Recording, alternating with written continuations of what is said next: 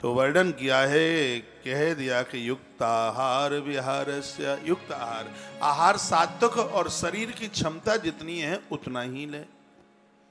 हाँ, ज्यादा लोगे तो सब अंदर का तंत्र गड़बड़ हो जाएगा। इसलिए युक्त आहार, जरूरत जितनी है उतना आहार, सात्विक आहार, और विहारस्य, आपका विचरण शास्त्रानुकूलित हो। कहाँ जाना है कहाँ नहीं जाना, इस बात का ध्यान रखना। ये नहीं है कि रिश्तेदार 36 हैं तो सबके यहाँ जाना है। हाँ, वहां भी उसमें देखना है कि क्या जरूरी, कहां पर जाना है। ऐसा मन सोचिए किसी की शादी हो रही है वहीं जाना है। हमने तो यहाँ तक पढ़ा है कि किसी की मृत्यु हुई है, उसकी देहली पर बैठने पर जाने पर इतना पुण्य मिलता है कि कई कनस्तर देसी घी के यज्ञ में जलाने पर भी ना उतना मिल पावे, किसी की उठावनी में बैठने पर उतना फल प्राप्त होता है। यह निर्णय आपको लेना है, यह विचार आपको करना है कि कहाँ जाना है कहाँ नहीं जाना। बिहार शब्द लिखा, किन लोगों को आप उनके साथ मित्रता करना है। युक्त चेष्टस्य कर्मसु, काम करने की क्रिया आपकी कैसी है।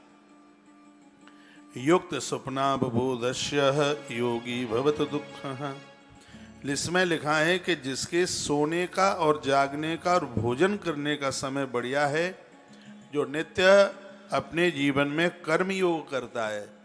आदमी कभी भी बूढ़ा नहीं होता। आप 80 साल के हैं तो भी कर्म योग से जुड़िए, कुछ न कुछ करते जरूर रहिए। फूल पत्तियां लगाते रहें, गमलों की गुड़ाई करते रहें, कुछ न कुछ करते रहें, नहीं तो जल्दी बूढ़े हो जाओगे, जल्दी टूट जाओगे।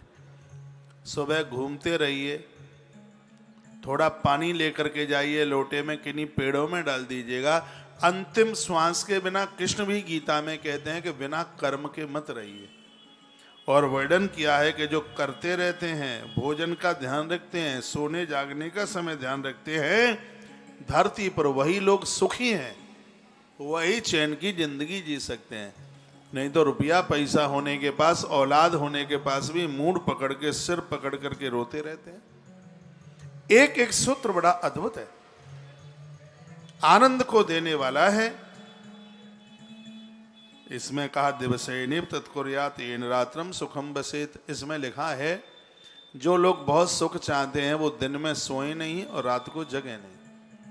थोड़ा दोपहर में भोजन करके लेट जाना वो बात अलग है, लेकिन आप 4 घंटा रजाई कंबल लेकर के सोओगे तो दिन में श्वासों की गति ज्यादा रहती है, और जितनी श्वासें खत्म होंगी व्यक्ति की उतनी ही उम्र कम होगी। बीमारियां जब पकड़ लेती हैं तब रात में नींद नहीं आती, दिन में झपकी नहीं खुलती। रात में नींद नहीं आती है, रात सोने के लिए है, दिन स्वाध्याय के लिए है। कभी ये मन सोचिएगा हमारे पास तो कोई काम ही नहीं है तो अब दिन में जग के क्या करें।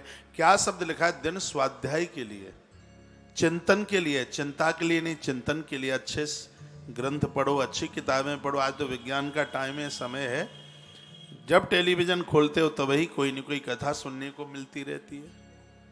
लेट करके सोओगे नींद आ जाएगी, इसलिए बैठ करके सोइए। धरती पर नहीं बैठ सकते तो कुर्सी पर बैठिए। दिन स्वाध्याय के लिए। और बड़े हमसे वह लोग बड़े बड़भागी हैं जो इन सभी कार्यों से निवृत्त हो चुके हैं। हमारे पास तो 100 काम रोज के हैं, अभी मैं चर्चा कर ही रहा था। और आप निवृत्त हो चुके हैं सब संसार की दुनियादारी से। बच्चों के भी बच्चे सेट हो गए हैं, और आपको तो ठाकुर ने इतना सुंदर मौका दिया है, इतना सुंदर सौभाग्य दिया है। इस सौभाग्य का आनंद ले लो। इस समय को कूड़े करकट में मत जाने दो।